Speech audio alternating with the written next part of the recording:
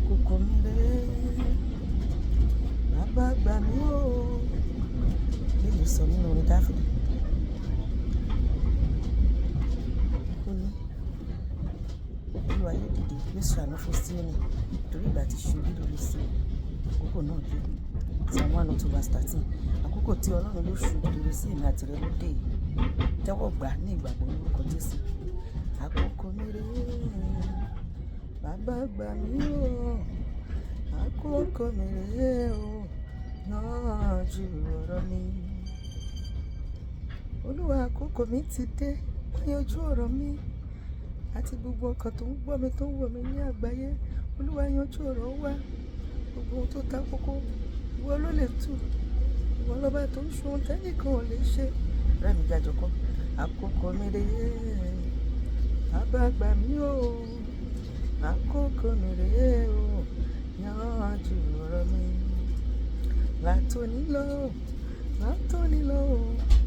Látòní lọ Jésù o, mo bọ́ lọ́wọ́ ogun ìnira sí Olúwa. Ibikíbi tí ayé ti ń ní mi lára, fòpin sí gbogbo ìnilára nínú ayé mi lónìí. Gbogbo tó ń ní mi lára, Olúwa bá mi fòpin sí lónìí lórúkọ Jésù.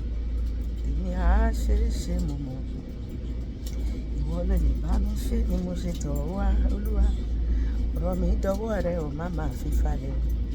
Tètè ṣe é yanrí o lójú arógúnfin. Olófà ńláńlá fárí ayé mi wá. Olúwa ire ayé mi fà wá láti gúúsù, láti àríwá, láti ìlà oòrùn, láti ìwọ̀ oòrùn, kó sì fi lé mi lọ́wọ́.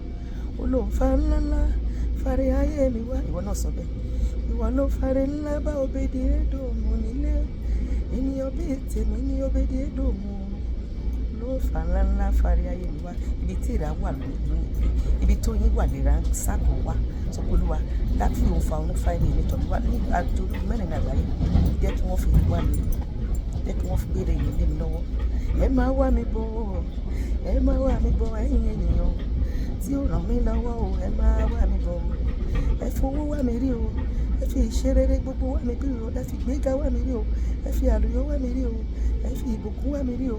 Ohun rere gbogbo tọ́lọ́run ní kẹ́ ẹ gbé lé mi lọ́wọ́, ó yẹ ẹ máa gbé wá. Ẹ máa wá mi bọ̀ ẹ̀yin ènìyàn lọ tọ́lọ́run rán sí mi o.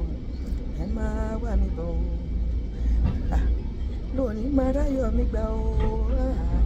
Lónìí máa ráyọ̀ mi gbà. Ìwọ ńkọ́?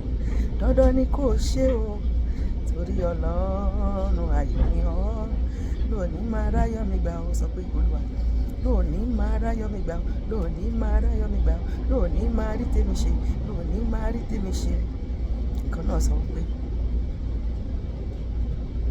Ọlọ́run alágbára, ọba tó ní kọ́kọ́rọ́ tó ṣí tó ń ti, ó lóun lòun ní kọ́kọ́rọ́ Dáfídì lọ́wọ́. Òun lọ́ba tó ṣí tí ẹnikẹ́ni ò lè ti. Sọ pé Olúwa ṣí ilẹ̀kùn ọlá fún mi, ṣí ilẹ̀kùn ọrọ̀ fún mi, ṣí ilẹ̀kùn owó tabua fún mi, ṣí ilẹ̀kùn àlùyọ fún mi, ṣí ilẹ̀kùn ọmọ fún mi, ṣí ilé ọmọ mi gbé ọmọ aláyọ̀ síbẹ̀, ṣí ilẹ̀kùn ilé tuntun, mọ́tò tuntun, connection tuntun, ìgbéga tuntun, àlùyọ tuntun, ìṣerere tuntun, ìbùkún tuntun, ọrọ̀ tuntun, ilẹ̀kùn òkìkí, ilẹ̀kùn àṣeyọrí, ilẹ̀kùn àlàjá. Ṣí fún mi lónìí. Tó bá ti ṣí kò sẹ́ni tó lè ti. Ilẹ̀kùn àlàáfíà tó gbé ilẹ̀kùn mi gígùn. Ṣí fún mi, ṣí fún ọkọ mi, ṣí fún àwọn ọmọ mi. Máa sọ bẹ́ẹ̀. Ilẹ̀kùn àlùyọ tó láyé já. Ṣí fún mi nínú ìgbè mi, mo ṣẹ́ránṣẹ́ mi lórúkọ Jésù.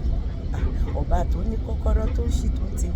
Ṣílẹ̀kùn ayọ̀ mi o, tilẹ̀kùn mọ́ ìbànújẹ́. Jésù ló ní kọ́kọ́rọ́ tó ń ṣí tó ń ti o. Bá a ti wí yẹn bẹ́ẹ̀ ló ṣe máa ṣe. Ọlọ́run ló ṣílẹ̀kùn rere gbogbo tí ayé mi ń fẹ́, tí ayé rẹ̀ ń fẹ́, ló ṣe fún wa lónìí lórúkọ Jésù.